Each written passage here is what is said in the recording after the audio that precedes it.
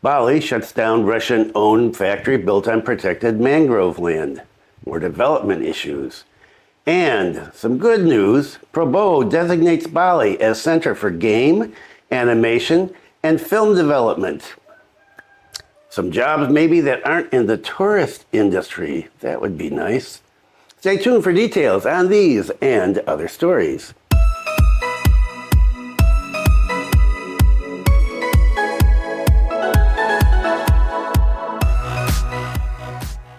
Selamat pagi. Welcome to the latest news from Bali and Indonesia.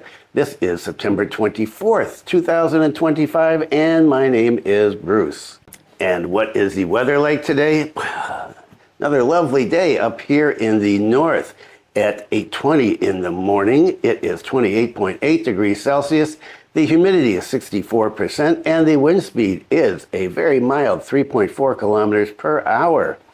And wow, the sea out in front of the house is like glass today. Wow, lovely, lovely. And I hope wherever you are, the weather is as nice as it is up here. And lots of stuff today to talk about as usual. And links down below for many, many stories that I'm not going to cover here on the video.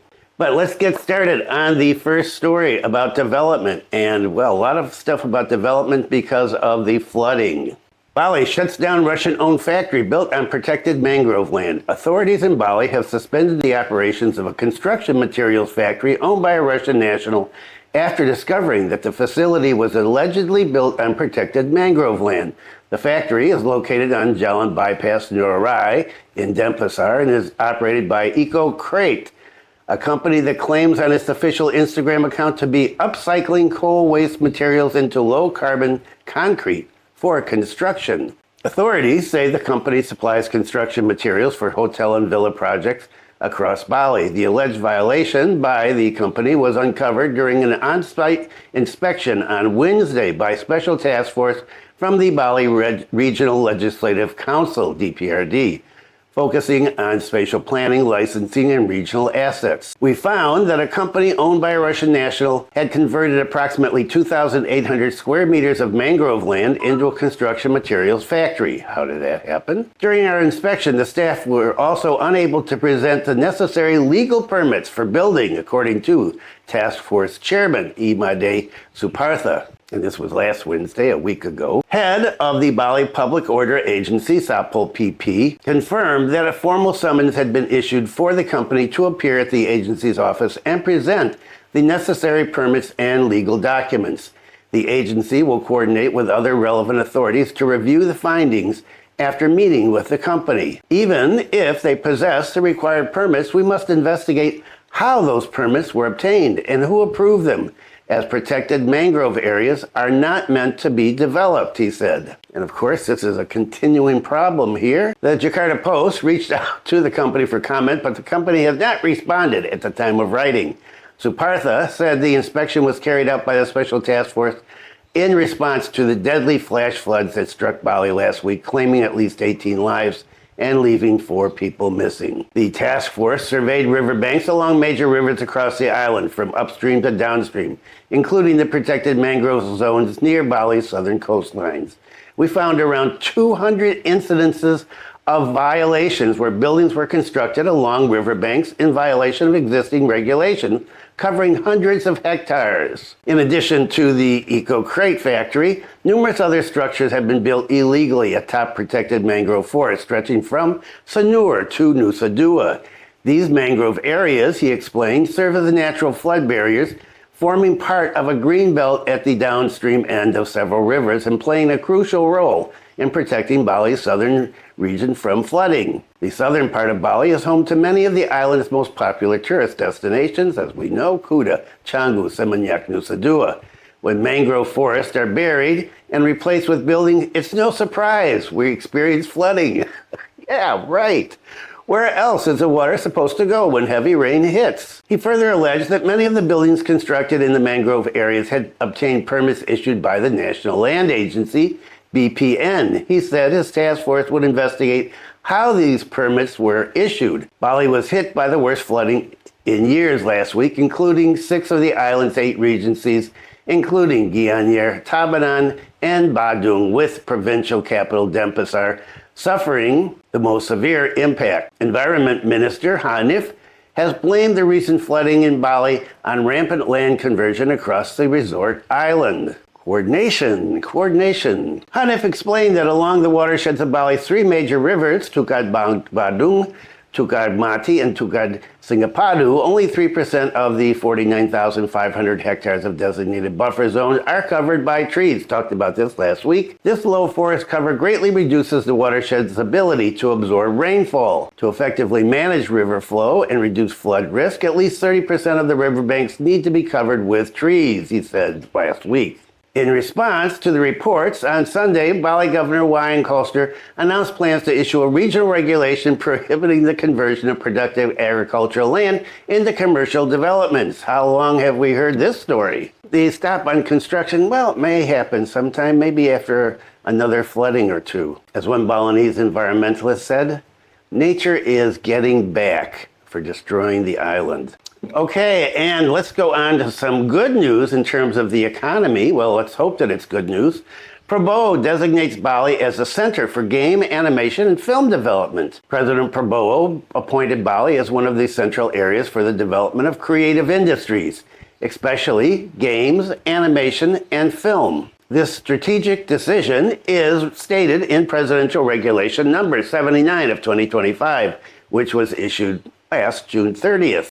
This presidential decree places Bali as one of the 15 priority provinces that will be the focus for developing the digital creative industry in Indonesia. Getting into the game a little late, but getting into the game anyway. The presidential decree states that strengthening the application and game ecosystem aims to encourage national economic growth. The contribution of gross domestic product from the creative industry in the applications and game subsector is targeted to grow between 6.7% and 7%.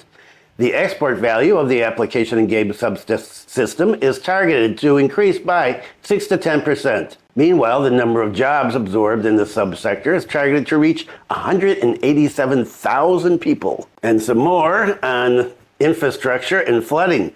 The Ministry of Public Works has allocated 8 billion rupiah for repairs to 15 roads in Bali damaged by flooding. 10 days after the flood disaster in Bali, the Minister of Public Works inspected the Dewi Ruchi underpass intersection at the Muara Nusa Dua Reservoir on Saturday, this past Saturday. At these locations, the minister received reports regarding the handling of damaged infrastructure after being hit by floods. He said there were 15 locations affected by the flooding.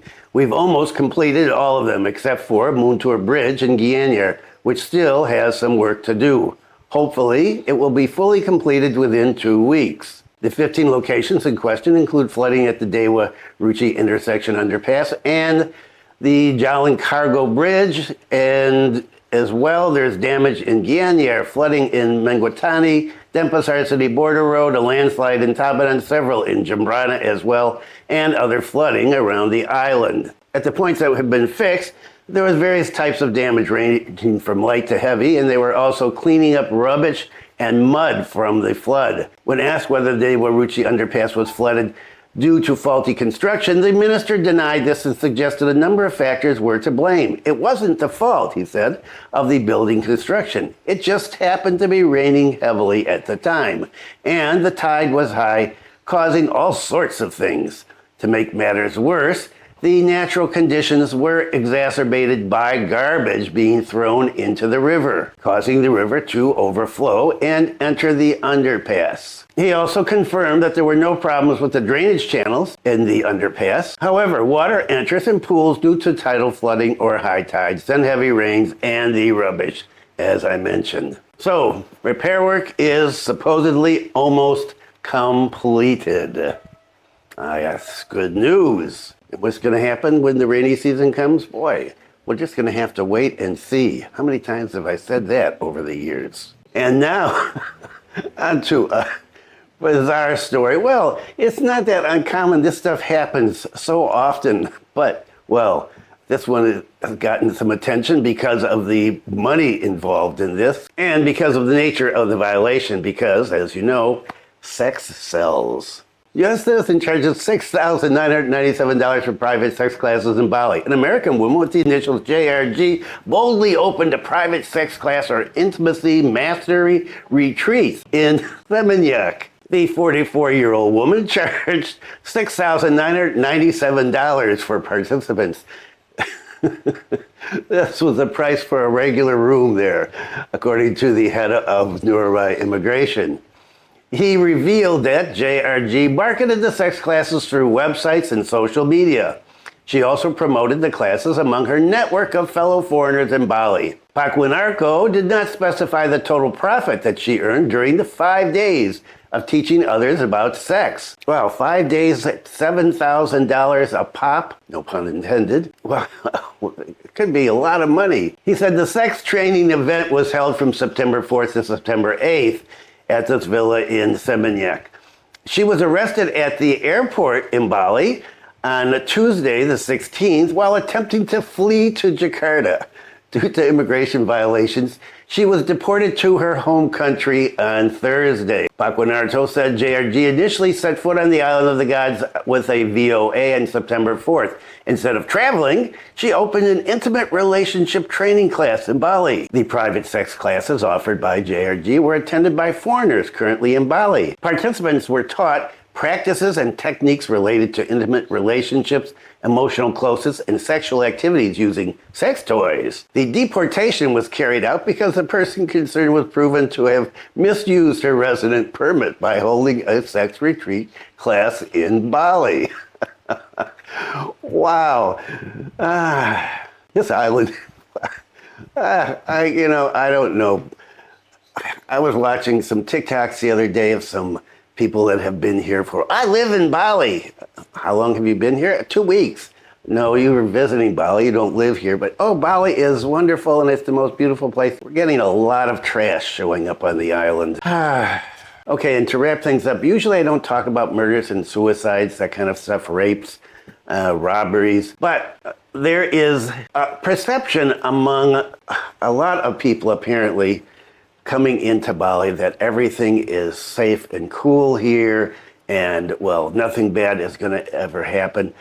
And as I've said many, many times over the years, people are people. It doesn't make any difference if they're on Bali, if they're on Lombok, if they're in San Francisco, if they're in London, if they're in Perth. And bad things do happen. And so this is just kind of a wake-up call. You've got to be careful when you're going, especially if you're a visitor here, and you don't know how the island works. You need to be careful and always be aware of your surroundings. And so just going to mention this one incident here, a murder in Lombok. Autopsy shows Spaniard murdered in West Lombok. Police revealed that asphyxia was the cause of death of a Spanish tourist who was found buried in Senggigi Beach in Lombok. The physical examination shows signs of blunt trauma to head, chest, and neck, according to West Lombok police chief. The findings were based on an autopsy and strengthened the conjecture that the Spanish tourist was murdered. Forensic examination results showed the condition of her body, which had already decomposed. The body was found in face-down position, wearing clothes and jewelry, including 2 necklaces with a small pendant and Buddha figurine. The 73-year-old tourist was reported missing in early July. She was last seen at her hotel, where she stayed in the Senggigi area, and said she wanted to go to the beach. The search process involved various parties, including sniffer dogs from West Nusa Tenggara police. The case received a new lead when the victim's bag and documents were found at a dump site. From a series of investigations, the police announced SU and HR, also known as G, were suspects. They are both currently detained at the West Lombok Police Detention Center. A joint team consisting of officers from the West Lombok Police and the Batu Layar Subdistrict Police arrested both suspects on the 30th of August. HR was arrested at his house in Loco Hamlet in Senggigi, while SU was arrested at a hospital in the provincial capital of Matram. Both suspects admitted that they killed the tourist and took her belongings. Her body was then stored in a generator set room for 4 days. On July 6th, the body was moved to the back of a hotel.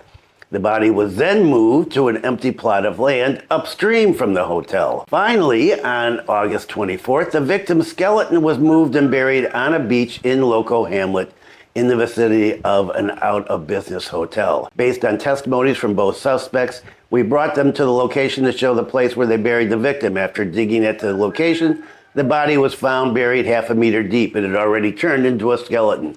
The police are still completing the dossier for the case and will deliver it to the prosecutor's office next.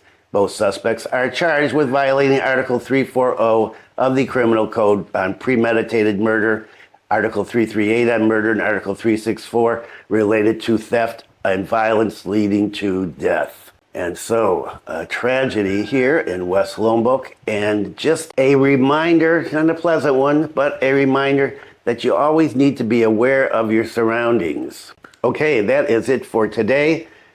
Thanks for viewing. Be kind to someone today, as always. Take care.